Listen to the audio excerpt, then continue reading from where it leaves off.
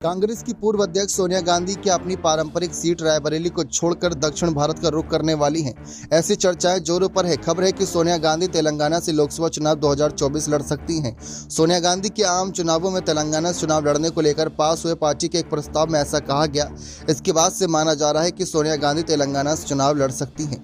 दरअसल तेलंगाना कांग्रेस ने एक प्रस्ताव पारित किया जिसमें सोनिया गांधी को तेलंगाना से चुनाव लड़ने की बात कही। ये प्रस्ताव पारित कर कांग्रेस अध्यक्ष मल्लिकार्जुन खड़गे को भेजा गया। बता दें कि तेलंगाना राज्य बनाने में सोनिया गांधी का बड़ा योगदान रहा। ऐसे में उनकी वहां बड़ी लोकप्रियता है। अगर सोनिया गांधी रायबरेली छोड़ती हैं तो रायबरेली पर प्रियंका गांधी के वहां चुनाव लड़ने की बात जोर पकड़ती नजर आ रही है। तेलंगाना के मेंढक सीट से इंदिरा गांधी चुनाव लड़ चुकी हैं। ऐसे में सीट का सबसे ज्यादा चर्चा है। अब बात करें इसके अलावा मेडक, जहीराबाद, खम्मम, नलगोंडा, महबूबनगर जैसी सीटें हैं। उल्लेखनीय है कि सोनिया गांधी अभी रायबरेली से सांसद हैं और यह सीट कांग्रेस का गढ़ रही।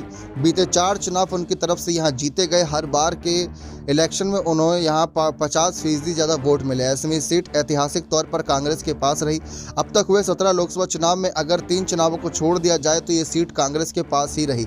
72 सालों के चुनावी इतिहास में उत्तर प्रदेश की रायबरेली सीट 66 साल तक कांग्रेस के पास रही है। भाजपा की सीट पर खास नजर है कि किसी भी तरीके से सीट को अपने पाले में लाकर 80 का आंकड़ा टच करें, लेकिन सोनिया गांधी के रहते ही ये बहुत मुश्किल है। अब सोनिया गांधी अगर तेलंगाना की ओर रुख करती हैं तो भाजपा के लिए काम आसान हो सकता है, लेकिन इतना भी नहीं, क्योंकि प्रियंका गांधी जो कि सोनिया की ही बेटी हैं वह कहीं ना कहीं बीजेपी की मुसीबतें बढ़ाती नजर आएंगी। तो इस बार का देखना दिलचस्प रहेगा कि क्या कुछ आगे माहौल बनता है।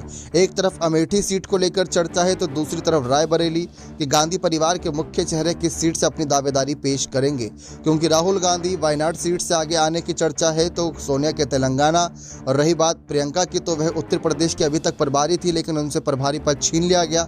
और ऐसे में अगर वह फिर से उत्तर प्रदेश से ही लोकसभा चुनाव लड़ती हैं तो ये देखना दिलचस्प रहेगा। बने रहे चैनल के साथ। बहुत बहुत धन्यवाद।